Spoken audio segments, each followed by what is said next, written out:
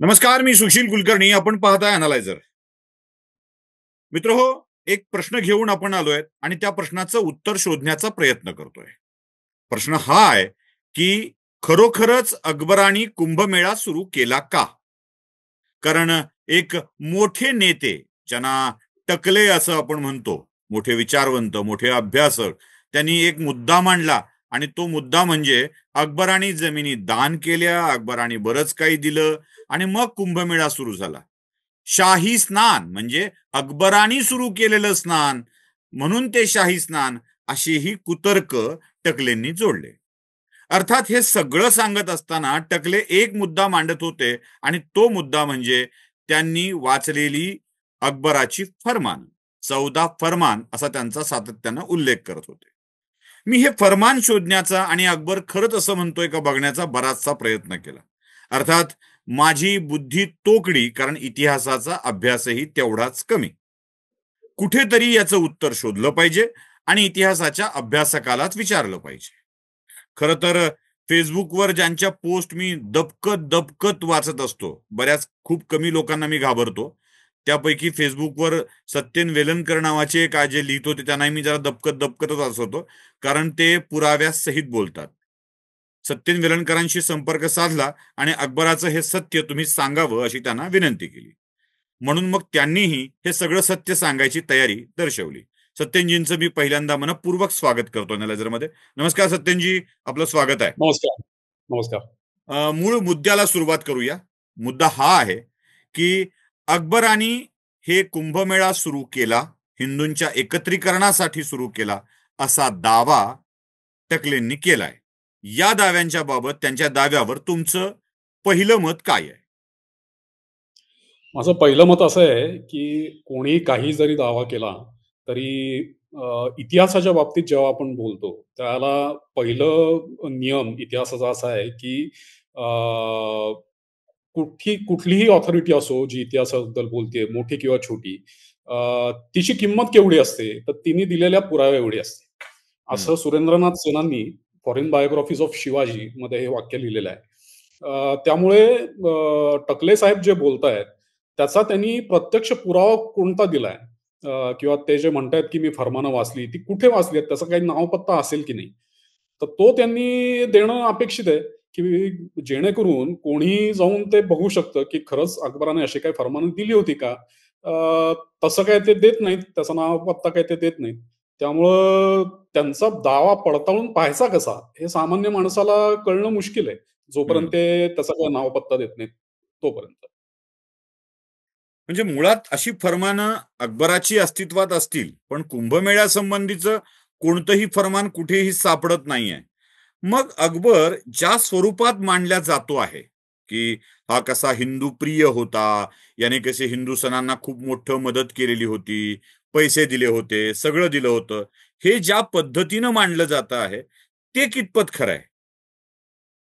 आता त्याच्यासाठी आपल्याला एक उत्तम मार्ग आहे, ते म्हणजे अकबर कसा होता हे त्याच्या तोंडूनच ऐकणं किंवा त्याचे जे समकालीन लोकं आहेत, ते अकबराविषयी काय म्हणत होते किंवा तटस्थ लोकं ज्यांनी अकबराला प्रत्यक्ष पाहिलं होतं, ते काय म्हणत होते. हा सर्वात उत्तम मार्ग आहे, की अकबर कसा होता हे जाणून घेणे आणि ते संदर्भासहित, पुराव्यासहित त्यांच्याच पुस्तकातनं जाणून घेणे. हम्म. ह्याच्यापेक्षा दुसरा कुठलाही उत्तम मार्ग असू शकत नाही. बरोबर. त्यामुळे आपण जे काही पाहणार आहोत त्याला एकही जे वाक्य किंवा आपण जे तथ्य पाहणार आहोत, ते कुठल्याही संदर्भाशिवाय नसणार आहे. प्रत्येकाला मी तुम्हाला त्यांच्या पुस्तकातला पान नंबर, त्याच्यात काय लिहिलेलं आहे, हे सर्व देणार आहे. जेणेकरून टकले साहेबांना जरी ते जाऊन बघायचं असेल, तर ते जाऊन बघू शकतात. हे हे नेमकं कोणकोणत्या पुस्तकात आहे, कसं आहे? हां, आता अकबर कसा होता हे अकबराचे काही समकालीन इतिहास आहेत, ज्याच्यामध्ये अबुल फजल हा जो त्याचा दरबारी होता, त्याने लिहिलेला अकबरनामा आहे. त्याच्यानंतर अब्दुल कादीर बदायुनी हा एक दुसरा त्याचा दरबारी होता. त्यांनी लिहिलेलं मुंतखब उत तवारीख हे फारसी पुस्तक आहे. त्याच्यानंतर काही त्याच्या दरबारात परदेशी प्रवासी आले होते. म्हणजे एक स्पेनचा फादर आला होता, फादर मॉन्सेराट म्हणून. त्याने लिहिलेल्या आठवणी आहेत. अशा अकबराला ज्यांनी प्रत्यक्ष पाहिलं होतं, त्याच्या वेळची परिस्थिती ज्यांनी प्रत्यक्ष पाहिली होती, अशा काही लोकांनी लिहिलेला हा इतिहास आहे. आणि शिवाय अकबरांनी स्वतः प्रसिद्ध केलेली की काही जाहीरनामे, काही फतवे, काही फरमानं हे पण आहेत. ते पण आपण बघणार आहोत. मला वाटतं हे तुम्ही मला पाठवून दाखवणे आणि बघणे यापेक्षा हो, ते सगळे फतवे जर स्क्रीन शेअर करून जर एका ह्याच्यात आपण दाखवू शकलो तर ते जास्त बरं होईल. ठीक आहे. आता टकले साहेबांनी एक दावा त्यांच्या भाषणामध्ये असा केला होता, की मी शोधपत्रकार आहे आणि कुंभमेळ्याचा कुठे नक्की उगम झाला, हे मी शोधण्याचा प्रयत्न केला. म्हणजे त्याच्यासाठी मी परदेशी प्रवासांची वृत्त बघितली, काही चीनी प्रवासांची वृत्त बघितली, फ्रेंच प्रवासांची वृत्त बघितली. पण मला काही त्याच्यामध्ये असं काही सापडलं नाही, असं ते आपल्या भाषणामध्ये म्हणाले. मला असं वाटतं, की त्यांनी नीट काही वाचलेलं दिसत नाहीये. कारण युआन शुआंग हा जो प्रसिद्ध चीनी प्रवासी आपल्याकडे येऊन गेला सम्राट हर्षवर्धनाच्या वेळेला, त्याने आपल्या पुस्तकामध्ये किंवा आपल्या प्रवास वृत्तामध्ये प्रयागमध्ये जे काही एक धार्मिक संमेलन होतं, त्याचं वर्णन केलेलं आहे. त्याचं पुस्तकाचं इंग्रजी भाषांतर झालंय. त्याचं नाव आहे द लाईफ ऑफ युएन संग आणि त्याच्या पान नंबर 184 वरती हे वर्णन येतं. आता हा जो युएन श्वांग आहे किंवा युएन संघ आहे, तो 644 इसवीमध्ये म्हणजे अकबराचा जन्म होण्यापूर्वी 898 वर्ष हं. भारतामध्ये आला होता. आणि त्याला तो प्रयागमध्ये भरणाऱ्या धार्मिक संमेलनाचं वर्णन करतो. तर त्याचं वर्णन थोडक्यात असं आहे, म्हणजे हर्षवर्धन राजा त्याला सांगतो, की in the kingdom of Prayag and between the banks of two rivers Ganga and Yamuna I have established a great religious convocation every 5 years. म्हणजे मी दर 5 वर्षांनी एक धार्मिक संमेलन तिथं भरवतो प्रयागच्या संगमावरती. To attend which all the Shramans and Brahmans of the 5 Indies are invited. त्या धार्मिक कार्यक्रमाला भाग घेण्यासाठी भारताभरातनं श्रमण आणि ब्राह्मणांना इन्व्हिटेशन पाठवलं जातं किंवा आमंत्रण दिलं जातं. And besides these the poor and the orphans and the डेस्टिट्यूट्स, म्हणजे यांच्याशिवाय जे गरीब आहेत, अनाथ आहेत किंवा ज्यांना अन्न वस्त्र निवारा नाही, असे लोक सुद्धा तिथे येतात. On this occasion during 75 days the great distribution of arms called the Moksha is attended to. म्हणजे पुढची 75 दिवस ह्या सगळ्यांना दानधर्म करायचं काम तिथं चालतं. त्याच्यानंतर पुढे युआन शुआंग असं म्हणतो, की on the west of the place of junction of the two rivers there is a great plain some 14 or 15 li in circuit. आता ली हे त्याचं अंतराचं परिमाण आहे. तर तो म्हणतो की तिथं पश्चिमेच्या बाजूला एक जागा आहे, दोन्ही नद्यांच्या संगमाच्या तिथं, की जी सपाट आहे एखाद्या आरशासारखी. It is flat and even like a mirror. From days of the old, म्हणजे जुन्या काळापासून the various kings have frequented this spot for the purpose of practising charity. म्हणजे इथं दानधर्म करण्यासाठी खूप जुन्या काळापासून राजे इथं येतात. And hence the name given to it the arena of charitable offerings. त्या जागेवरनं त्या सगळ्या समारंभावरनं त्याचं नाव पडलेलं आहे, अरिना ऑफ चॅरिटेबल ऑफरिंग्स असं. देर is a tradition which says that it is more advantageous to give one mite in charity in this place than 1,000 in other place. म्हणजे या ठिकाणी केलेला दान धर्म हा इतर ठिकाणी केलेल्या दान धर्मापेक्षा 1000 पटीने जास्ती चांगला किंवा जास्ती फळ देणारा असतो, अशी एक परंपरा भारतामध्ये आहे. And therefore from old times this place has been held in honour. आणि त्याकरता जुन्या पुरातन काळापासून ह्या जागेला म्हणजे प्रयागला महत्व आहे, असं युआन शुआंग लिहितो अकबराच्या जन्माच्या पूर्वी 800 वर्ष. म्हणजे अकबर 1542 चा आणि ह्युआंग हो, येतो तो 644 ला हे सगळं लिहितो. येतो लिहितो. 625 ला आणि हे हं, 800 वर्ष आधी हे सगळं लिहितोय म्हणजे ऍब्सोल्युटली तो पुरावा आहेच आहे. जरा पुढच्याकडे जाऊया. अगदी. आता अकबर नेमका कसा होता? म्हणजे तुम्ही जे सुरुवातीला सांगितलं, की अशी एक नॅरेटिव्ह पसरवलं जातं, की हिंदूंना मदत करणारा होता किंवा हिंदूंच्या देवळांना दानधर्म करणारा होता. तर अकबराच्या स्वतःच्या शब्दात तो कसा होता? म्हणजे हं, कधी अकबर स्वतः जे सांगतो आणि हे लोक जे सांगतात, त्याच्यामुळे अकबर जे सांगतो त्याच्यावर आपण विश्वास ठेवला पाहिजे. हं. त्यामुळे आपण आता अकबर कसा होता हे त्याच्याच शब्दात पाहूया.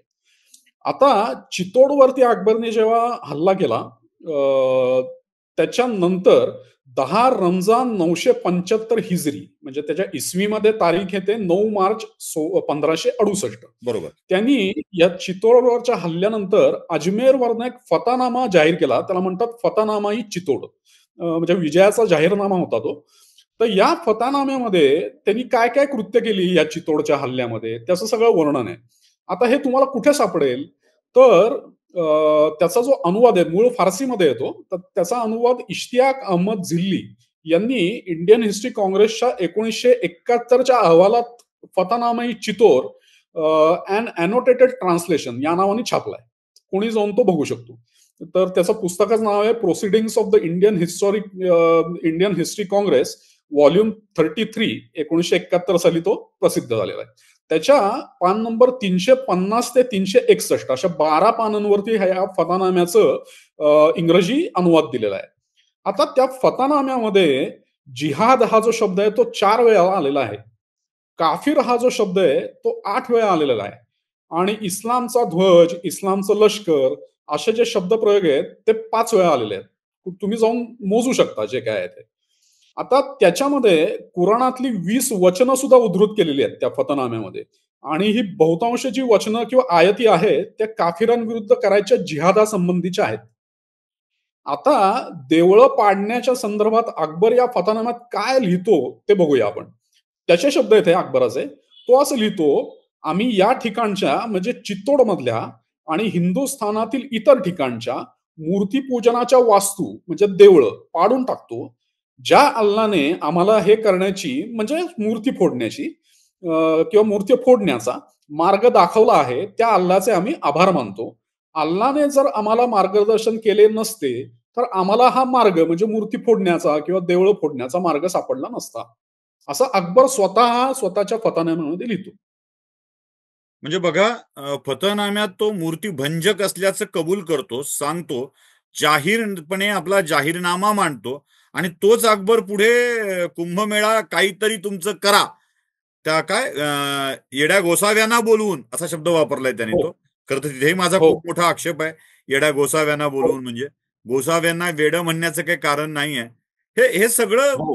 म्हणजे किळसवाणं वाटायला लागतं की एखाद्याचं महिमा मंडन करताना तरी किती करावं, हा एक मोठा प्रश्न आपल्या सगळ्यांच्या समोर उभा राहतो. तर पुढे सरकूया आपण या सगळ्या विषयात अकबरांचे जरा बघण्यासंबंधी. अगदी. आता याचा दुसरा पुरावा म्हणजे अकबराच्या शब्दातला असा आहे, तुराणचा सुलतान होता अब्दुल्ला खान उझबेक म्हणून. त्याची राजधानी बुखारा इथं होती आणि अकबर इस्लामपासून दूर चाललाय असं एक त्याला बातमी समजली किंवा त्याला वाटायला लागलं. त्यामुळे त्याने अकबराशी असलेला पत्रव्यवहार बंद केला. त्यामुळे अकबराने त्याची समजूत घालण्यासाठी म्हणजे आपल्या धर्मात जे काय सांगितलंय ते तो प्रोग्राम मी यथास्थित चालू ठेवलेला आहे. जे काय करायला सांगितलंय ते मी करतोय.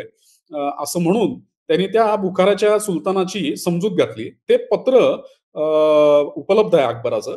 आणि कुठे आहे ते पत्र? तर अबुल फजल हा जो अकबराचा दरबारी होता, त्याच्या पत्रांचा संग्रह आहे. त्याचं नाव आहे हर सिंह दफ्तर ई अबुल फजल.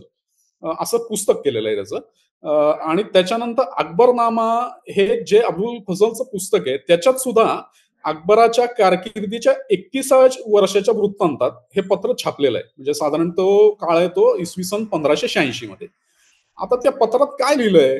तर अकबर असं लिहितो तुराणच्या सुलतानला, की इस्लामच्या उदयापासून आजतागायत जगज्जेत्या मुघल सुलतानांच्या फौजा ज्या प्रदेशांमध्ये पोचल्या नव्हत्या, ते आता मुसलमानांचे प्रदेश झाले आहेत आणि काफिरांच्या उपासना स्थानांच्या मशिदी झालेल्या आहेत.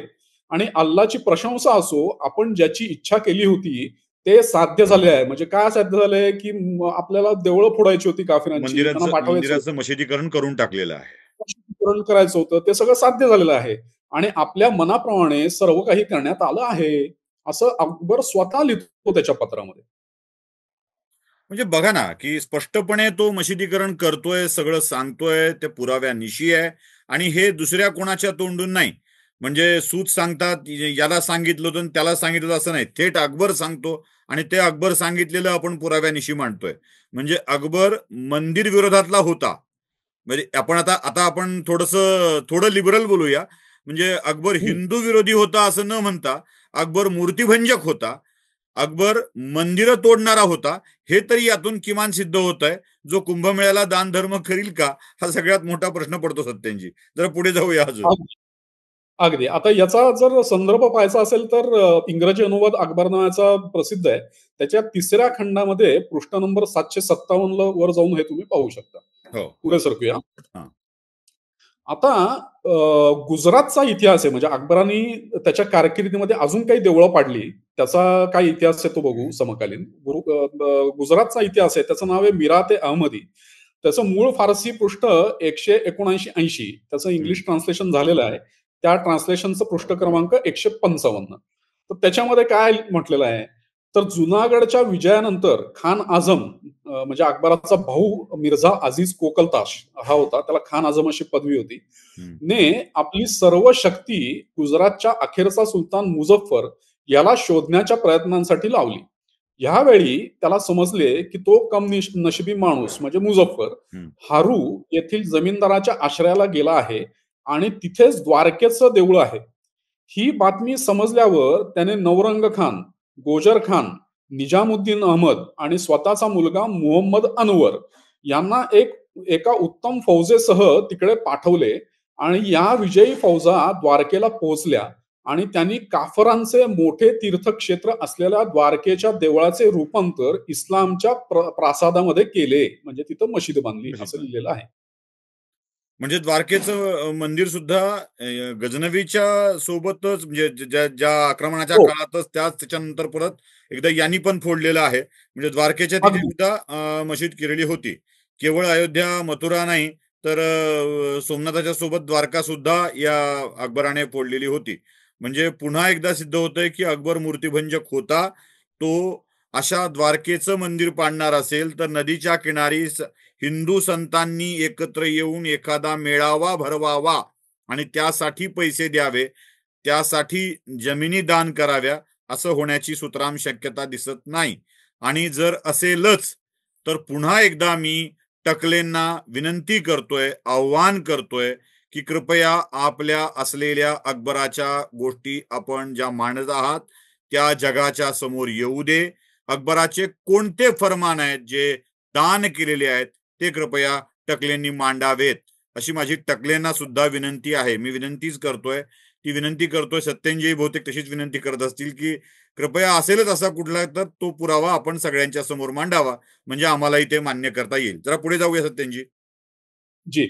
त्याच्यानंतर अकबरांनी एक फर्मान दिलं, म्हणजे आता टकले साहेब फर्मान करतात म्हणून त्यांना आता खरंच फर्मान दाखवतो.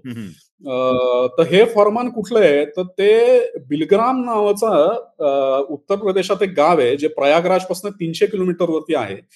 त्या परगण्याच्या मोहतसीब म्हणजे धार्मिक अधिकाऱ्याला दिलेलं हे फर्मान आहे अकबरांनी. तर आता त्याचा उल्लेख कुठे आहे, तर journal of the royal Asiatic society of great Britain and Ireland number 1/2 April 1968 ह्याच्यामध्ये इक्तिदार आलम खान यांचा the nobility under Akbar and the development of his religious policy 1560 ते 80 या नावाचा एक लेख छापलाय. तर त्या लेखामध्ये त्यांनी काझी अब्दुल समद हा जो मुहतसिब होता, म्हणजे धार्मिक अधिकारी होता बिलग्रामचा, त्या गावातल्या इतर अधिकाऱ्यांना त्याला पाठवलेल्या एका फरमानाचा उल्लेख केलेला आहे. आणि हे जे फरमान आहे ते अलीगड मुस्लिम युनिव्हर्सिटीच्या इतिहास विभागात शराईफ ए उस्मानी नावाचं एक पुस्तक आहे, जे बिलग्रामच्या इतिहासासंबंधीचं आहे, त्याच्यामध्ये ते फरमान छापलेलं आहे. तर त्या फरमानात मुघल सम्राट अकबर असं म्हणतो त्या अधिकाऱ्यांना, ह्या परगण्यातील हिंदूंना मूर्तीपूजा करून देऊ नका आणि ज्या गोष्टींमुळे अशा म्हणजे मूर्तीपूजा सारख्या गोष्टी वाढीस लागतील, म्हणजे त्याच्यात सगळं आलं, म्हणजे प्रयागला जाऊन जे आपण काय करतो धार्मिक विधी ते सगळं आलं त्याच्यामध्ये. तर गोष्टी वाढीस लागतील अशा सर्व गोष्टींचे या परगण्यातनं उच्चाटन करा, असं अकबर फरमान देतोय. म्हणजे पुन्हा हे जे टकले साहेब फरमान करतायत ना, हे घ्या अकबराचं फरमान. पुन्हा पुन्हा पुन्हा पुन्हा हा विषय दिसतोय, समजतोय. एक विषयामध्ये अकबराला एवढं हिंदूच्या बाबतीत सहिष्णू आहे हे दाखवायचं कारण अकबराची एक पत्नी हिंदू होती आणि ते कसं योग्य होतं हे दाखवण्यासाठीचा हा सगळा प्रकार वाटतो सत्यंजी, आत्ताच्या लिब्रांडोंच्या कडून केला गेलेला. बरोबर आहे. आता याच्यावरती एक वेगळी आपल्याला व्हिडिओ करता येईल.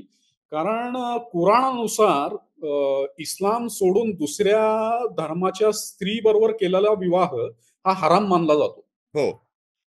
त्यामुळं हे जे लिब्रांडू लोकं म्हणतात, की त्याची पत्नी हिंदू होती, तसं करणं शक्य नाहीये. ती मुसलमान झाल्याशिवाय तिच्याशी लग्न करणंच शक्य नाहीये, त्यांच्याच धर्मानुसार. हं. पण तो विषय निराळा आहे. त्यामुळे आपण परत एकदा कधीतरी बोलू त्याच्यावर. बोलू त्यावर निवांत बोलूया.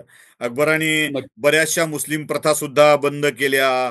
ते खतनाची प्रथा सुद्धा बंद केली. असंही बरंच काही बोललं जात होतं किंवा त्याच्या संबंधी बोललं जात होतं. जरा आपण पुढे सरकूया. तुमच्या नक्की, विषयाला आपण कंटिन्यू करू. कारण तो विषय कम्प्लिटली नक्की. वेगळा येतो. हां. नक्की.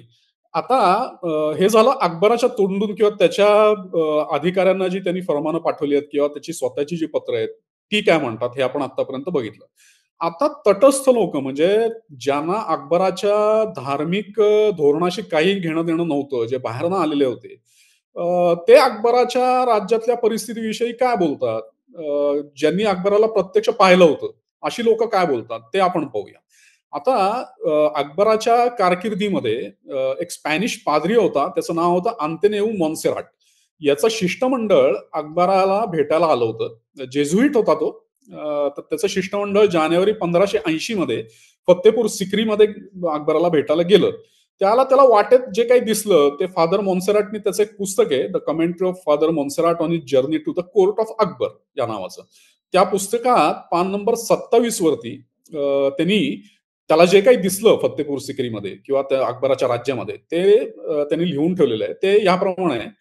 या प्रदेशात हिंदूंची असंख्य देवळे होती. ती सर्व देवळे मुसलमानांच्या धर्मवेडापायी उद्ध्वस्त करण्यात आली आहेत. परंतु त्या उद्ध्वस्त केलेल्या देवळांच्या अवशेषांमध्ये किंवा इतरत्र कुठे एखादा मूर्तीचा तुकडा सापडला तर होम हवन करणे, धूप अर्पण करणे, तेल आणि सुगंधित द्रव्य ओतणे, जमिनीवर फुले पसरणे, हार टांगणे इत्यादी प्रकार इथल्या मुसलमानांच्या निष्काळजीपणामुळे करू दिले जातात. म्हणजे आता हिंदू काय करणार? त्यांची बिचाऱ्यांची देवळं फोडली. मग आता काय त्यांना जे काही शिल्लक राहिलं असेल, भंगलेल्या मूर्ती असतील किंवा एखादी प्रतिमा असेल, त्याचीच पूजा. त्याचंच बिचारे काय पूजा अर्चा करत होते. तर ते फादर मॉन्सरॅटला दिसलं आणि तो असं म्हणतो, की इथले मुसलमान ढिल्ले झालेले आहेत, त्यामुळे ते हे करू देतात. त्यांना काही लाचवीच सुद्धा देत असतील हिंदू लोकं. पुढे तो असं म्हणतो, हिंदूंच्या मंदिरांच्या जागी दुष्ट व नालायक मुसलमानांच्या आता हे माझे शब्द नाहीत बरं का, फादर हं. फादर मॉन्सरेटचे शब्द आहेत. हो, ते तो आधी म्हणतो सगळ्यांना स्पष्टपणे सांगू, की हे शब्द फादर मॉन्सरॉत यांनी आपल्या पुस्तकात वापरलेली आहेत. ती सत्येन हो, वेलणकर यांनी वापरलेली नाही आहेत आणि ती नाही. अॅनलायझरची नाही आहेत. ती फादर मॉन्सेरातची अकबरांच्या संबंधी, मुस्लिमांच्या संबंधी वापरलेली शब्द आहेत. वाचा आता वेलणकरजी. अगदी. त्याचं त्यांनी भाषांतर केलंय विकेड अँड वर्थलेस मुसलमान्स. हां. तर तो म्हणतो हिंदूंच्या मंदिरांच्या जागी दुष्ट व नालायक मुसलमानांच्या असंख्य कबरी आणि लहान दर्गे उभारण्यात आले आहेत. त्यामध्ये ते जणू संत होते, अशा निष्फळ अंधश्रद्धेने त्यांची पूजा केली जाते. असं फादर मॉन्सेराट म्हणतो. संदर्भ सगळ्यांना लक्षात असू दे. मॉन्सेरातच्या या पुस्तकात मॉन्सेरातनी केलेली नोंद आहे आणि तो अकबराचा समकालीन आहे. तो शिष्टमंडळ त्याचं अकबराला भेटायला आलेलं होतं आणि त्याच्यातूनच हे आहे. जरा पुढे जाऊया. आता प्रत्यक्ष प्रयागविषयी काय लिहिलेलं आहे ते बघूया. हं, आता हं. अकबरनामा जसं आपण पाहिलं, की अबुल फझल त्याचा मूळ लेखक आहे आणि तो अकबराचा दरबारी होता आणि त्याचा इंग्रजी अनुवाद बेव्हरिज नावाच्या माणसाने केलेला आहे. त्याच्या खंड 3 पान क्रमांक 616 मध्ये नेमकं प्रयागचं नाव कसं बदललं आणि का बदललं किंवा त्याची काय परिस्थिती होती ते त्यांनी सांगितलेलं आहे. तर अबुल फझल असं लिहितो, गंगा आणि यमुना या नद्यांच्या संगमावर असलेल्या आणि भारतातल्या लोकांचे एक पवित्र तीर्थस्थळ असलेल्या प्रयाग नावाच्या गावाला एक मोठे शहर स्थापन करण्याची अकबराची बऱ्याच दिवसांपासूनची इच्छा होती. आता ती इच्छा का होती ते त्यांनी पुढे सांगितलेलं आहे. त्याला विरोध करणाऱ्या या गावातील लोकांचा बंदोबस्त करण्यासाठी त्याला येथे राहायचे होते. हं, इसवी हं. सन 1575 मध्ये अकबराने प्रयाग येथे एक शहर निर्माण केले आणि त्याला अलाहाबाद असे नाव दिले. असं अबुल फझल अकबराचा दरबारी सांगतो. मी एक प्रश्न आपल्याला विचारतो. अबुल जी, फझलच्या म्हणण्यानुसार प्रयाग हो, येथे एक शहर निर्माण केले, अशी एक ओळ आहे. आता या हो. ओळीचा अर्थ असा होतो का सत्येनजी, की प्रयाग नावाचं ऑलरेडी एक गाव तिथे अस्तित्वात होतं, की हो, संगमाला प्रयाग प्रयाग नावाचं म्हटलं जायचं? काय होतं नेमकं? नाही, नाही. प्रयाग ब ब ब असं गाव अस्तित्वात होतं. कारण तुम्ही जर इथं इंग्रजी हे पाहिलं, मी हं, थोडंसं झूम करून दाखवतो. For a hmm. Long time his desire was to found a great city in the town of Piyag. Piyag तो प्रयागला पियाग असं म्हणतो. याग म्हणतो. हां, हां. हां. त्यामुळे प्रयाग हे पूर्वीपासून गावाचं नाव होतं हे इथं कळतं आपल्याला. कारण गंगा यमुना संगम आणि पियाग या 2 हो, शब्दावरून तरी कळतं, की ते प्रयागच होतं. आता ते त्याचं अगदी. नाव मात्र प्रयाग न ठेवता अलाहाबाद ठेवलंय हो. अकबराने. असं तो म्हणतो. असं तो म्हणतो. आता म्हणजे असं असं अलाहाबाद असं म्हणजे त्याला जर तिथे हिंदूंना काही दानधर्म करायचा असता हं. किंवा हिंदूंना काही सोयीचं व्हावं किंवा हिंदूंच्यासाठी काही करायचं असतं, तर नाव बदलण्याचं काही कारण नव्हतं. आणि अलाहाबाद असं त्यांच्या धर्माच्या देवाचं नाव देण्याचं काही कारण नव्हतं.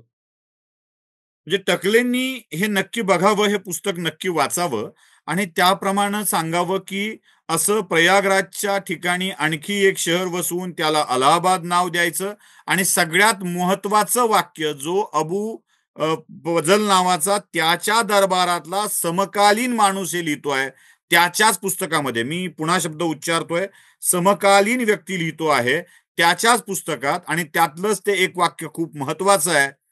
त्याला विरोध करणाऱ्या या गावातील लोकांचा बंदोबस्त करण्यासाठी त्याला तिथे राहायचे होते. या वाक्यातच त्याला विरोध करणारे कोणते हे आधीच्या तुमच्या सगळ्या अकबराच्या फरमानावरून, पत्रावरून दिसतं आणि त्याला विरोध करणारा नेमका कोणता हे सुद्धा आपल्याला स्पष्ट व्हायला लागतं. म्हणजे अकबराला विरोध करणाऱ्या हिंदूंचा बंदोबस्त करण्यासाठी अलाहाबाद नावाचं शहर ज्यानं वसवलं, तो तो अकबर हिंदूंना जमिनी देईल आणि वेड्या गोसाव्यांना टकल्यांच्या म्हणण्याप्रमाणे बोलवून सांगेल की अरे हिंदूंचा मेळावा भरवा आणि जर हिंदूंचा मेळावा भरवायचा असेल तर तैमूर सारखं काही करायचं होतं का हा प्रश्न उपस्थित राहतो. जर असं काही असेलच तर तैमूर सारखीच एखादी गोष्ट करणं अकबराच्या डोक्यामध्ये होती का याचा विचार सुद्धा करायला पाहिजे सत्यनजी. जी. पुढचा एक पुरावा पाहू. हम्म, आता अकबराचा अजून एक दरबारी ज्यांनी त्याचा इतिहास लिहिलाय. त्याचं नाव होतं अब्दुल कादिर बदाऊनी. त्याच्या पुस्तकाचं किंवा इतिहासाचं नाव आहे मुंतखब उत तवारीख. हा फारसीमध्ये आहे. त्याच्या फारसी पृष्ठ क्रमांक 176. निरंजन टकलेंना जर फारसी वाचता येत असेल, ते म्हणतात मी फरमान वगैरे वाचतो अकबराची. त्यामुळे त्यांना फारसी येत असावं असा माझा समज आहे. त्यामुळे त्यांना फारसी वाचता येत असेल तर मुंतखब उत तवारीखचं फारसी पान सुद्धा सांगतो. 176 वरती अब्दुल कादिर बदाऊनी प्रयागविषयी थोडंसं कुत्सितपणे लिहितो हिंदूंविषयी आणि प्रयागविषयी. तो काय लिहितोय? तर सफर महिन्याच्या 23 तारखेला बादशहांनी प्रयाग येथे मुक्काम केला. त्याला त्यांनी सुद्धा प्रयाग असा शब्द वापरलाय. ज्याला इलाहाबाद असेही म्हणतात. या ठिकाणी गंगा आणि जमुना या नद्यांचा संगम होतो. काफिर लोक या स्थळाला पवित्र मानतात. पुनर्जन्म हे त्यांच्या धर्मातली एक विशेष गोष्ट आहे काफिरांच्या धर्मातली. त्यांच्या धर्मात सांगितलेली फळं मिळवण्याच्या उद्देशाने हे लोक स्वतःला वेगवेगळ्या प्रकारचे क्लेश करून घेतात. म्हणजे तिथल्या जे काही साधू योगी असतात त्यांच्याबद्दल तो लिहितोय. यातील काही जण आता बघा तो कसा उपहासाने लिहितो. यातील काही जण आपली मेंदू नसलेली डोकी करवतीखाली देतात. काही जण आपल्या कपटी जिभेचे 2 तुकडे करतात व इतर काही जण एका उंच झाडावरून नदीच्या खोल पाण्यात उडी मारून नरकात जातात. हम्म. असं बलवनी उपहासाने लिहितो हिंदूंविषयी. त्याच्यानंतर पुढे तो असं म्हणतो, अकबर बादशाहांनी येथे एक मोठी इमारत बांधली, म्हणजे तो तिथला किल्ला होता व ह्या शहराचे नाव इलाहाबाद असे केले. हम्म. म्हणजे तुम्ही जर इथं पाहिलं, तर तो हिंदूंच्या या सगळ्या संमेलनाविषयी किंवा एकंदरीत तीर्थक्षेत्राविषयी कुत्सितपणे किंवा उपहासाने लिहितोय. म्हणजे अकबराला जर त्याला तिथं काही हिंदूंना द्यायचं असतं, दान द्यायचं असतं, चांगल्या मनाने काही द्यायचं असतं, तर त्याच्या दरबाराने असं लिहिण्याचं काही कारण नव्हतं. काहीच नाही. आणि अकबराने मुळात असं काही दिलंय असं कोणीही कुठलाही अकबराचा समकालीन इतिहास सांगत नाही. अकबराच्या काळामध्येच तिथला जो वटवृक्ष आहे त्याला पण संपविण्याचा प्रयत्न झाला होता जो दीर्घकाळ टिकणार आहे असं म्हणत होते. हो. तो त्याचा उल्लेख त्याच्या मुलाच्या कारकिर्दीमध्ये म्हणजे मुघल बादशाह जहांगीराच्या कारकिर्दीमध्ये येतो. तर तो उल्लेख असा आहे, एक 17व्या शतकामध्ये सुजानराय भंडारी नावाच्या माणसाने लिहिलेलं पुस्तक आहे, फारसी पुस्तक आहे ते. त्या पुस्तकाचं नाव आहे खुलासत उत तवारीख. त्या पुस्तकाचं पान आणि त्याचा जो उल्लेख आहे तो त्या पानाचा फोटो आता आपल्याला इथं दिसतोय डावीकडं. तर त्याच्यात काय म्हणलेलं आहे, तर प्रयागच्या किल्ल्यात अक्षय वट नावाचं एक वडाचे झाड आहे. हे झाड कधीही नष्ट न होता जगाच्या अंतापर्यंत राहील असे हिंदूंच्या पुस्तकात म्हटलेले आहे. मुघल बादशाह जहांगीर याने हे झाड नष्ट करायचा प्रयत्न केला होता. त्याने हे झाड तोडून त्यावर लोखंड बसवलं होतं, परंतु त्याचे हे प्रयत्न यशस्वी झाले नाहीत आणि देवाच्या इच्छेने हे झाड त्या लोखंडाच्या खालून पुन्हा वर आले आणि आकाशात उंच गेले. असं या खुलासात तवारीखमध्ये पृष्ठ क्रमांक 41 वर म्हटलेलं आहे. म्हणजे जहांगीराला आपल्या बापाप्रमाणे, म्हणजे टकले जे म्हणतात, की हिंदूंच्या साठी त्यांना काहीतरी करायचं होतं किंवा त्यांनी केलं. तर तसं काही असतं तर हे झाड वगैरे तोडण्याची काही गरज नव्हती जहांगीराला सुद्धा. आपल्या तसं बापाचा बापही जर असतं तर. बापही होता तसाच, आणि बाप से बेटा सवाई होता. त्यामुळं अगदी. तिथे काही अजून काही वेगळं असायचं कारण नाही. जे बापाने केलंय तेच मुलांनी केलंय, आणि जे मुलांनी हो. केलंय तेच पुढच्या पिढ्या सगळ्या मुघलांच्या त्याच पिढ्या करत आलेल्या आहेत. मंदिरं तोडत आलेल्या आहेत. तिथे वेगवेगळ्या गोष्टी वसवत आलेल्या आहेत, आणि आताचे आमचे मुघलांचे समर्थक हे सगळे त्यांचं योग्य कसं होतं हे सांगत असतात. पुढे जाऊया. आता आपण शेवटाकडे एक खूपच विलक्षण आणि खूप छान असा संदर्भ शेवटची जदुनाथ 5 मिनिटं सरकारांनी आपल्याकडे दिलाय. आहेत. हां. हो, जदुनाथ सरकारांनी दिलेला आहे. शिवाजी अँड हिज टाइम्स नावाचं त्यांचं जे प्रसिद्ध पुस्तक आहे, त्याच्या पान नंबर 443-44 वरती तो संदर्भ आहे. तर त्याच्यामध्ये त्यांनी तोच जहांगीराने जे झाड तोडलं त्याचा संदर्भ देऊन ते लिहितात. मुघल बादशाह जहांगीराने प्रयागराज येथील अक्षयवट मुळापर्यंत तोडून त्याच्या मुळात लोखंडाचा एक तापलेला मोठा हंडा ठोकला होता. हिंदूंच्या पवित्र अक्षयवटाला आपण मारून टाकले, अशी स्वप्रशंसा करून तो खुश झाला. परंतु काय आश्चर्य! एका वर्षातच अक्षयवट पुन्हा वाढू लागला आणि आपल्या मुळात मारलेला तो लोखंडाचा जड हांडा त्याने उलथवून टाकला. आता पुढे शिवाजी महाराजांशी त्याची ते तुलना करतात जगन्नाथ सरकार. ते म्हणतात, हिंदुत्वाचा वृक्ष मेलेला नाही. अनेक शतकांच्या राजकीय गुलामीचे प्रशासनातून निष्कासित केल्याचे आणि कायद्याच्या दबावाचे ओझे बाजूला सारून तो पुन्हा फोफावू शकतो, हे छत्रपती शिवाजी महाराजांनी दाखवून दिले. ग्रेट. हिंदुत्वाच्या या वृक्षाला पुन्हा पालवी व फांद्या फुटू शकतात व तो आपली मान आकाशात उंचावू शकतो, हे छत्रपती शिवाजी महाराजांनी दाखवून दिले. असं शिवाजी महाराजांच्या कार्याचा गौरव करताना जदुनाथ सरकार लिहितात. जगन्नाथ सरकारांनी जे लिहिलंय ते प्रत्यक्षात खरंच घडतंय सुद्धा. हिंदुत्वाला संपविणारे, हिंदुत्व संपवू पाहणारे किंवा त्यांच्यावरती आक्रमण करणारी माणसं सातत्यानं या गोष्टी बोलत आलेली आहेत. जसा अक्षयवटावरती पत्रा मारून लोखंडे ठोकून सुद्धा अक्षयवटाला संपवता आलं नाही, तो आजही तितक्याच दिमाखात उभा आहे. तसा छत्रपती शिवरायांच्या प्रमाणे हा हिंदूंचा वटवृक्ष देखील पुन्हा पुन्हा उभा राहील. इथे पुन्हा शिवराय अवतार घेऊन जन्माला येतील आणि पुन्हा हा हिंदुत्वाचा वृक्ष बहरत राहील. पण टकलेंच्या सारखे या वृक्षाच्या मुळाशी घालावयाचे लोखंडी हत्यार ही अशी घातली जातच राहतील. पण त्या हत्याराचं उत्तर देणं आवश्यक आहे, म्हणून सत्येनजींना एवढे कष्ट आम्ही दिलेले आहेत. सत्येनजी, खूप खूप आभार. आपण आलात, आपण बोललात, ही सगळी वस्तुस्थिती पुराव्यासहित मांडली, त्याबद्दल आपले मनपूर्वक आभार. धन्यवाद. खूप धन्यवाद. धन्यवाद.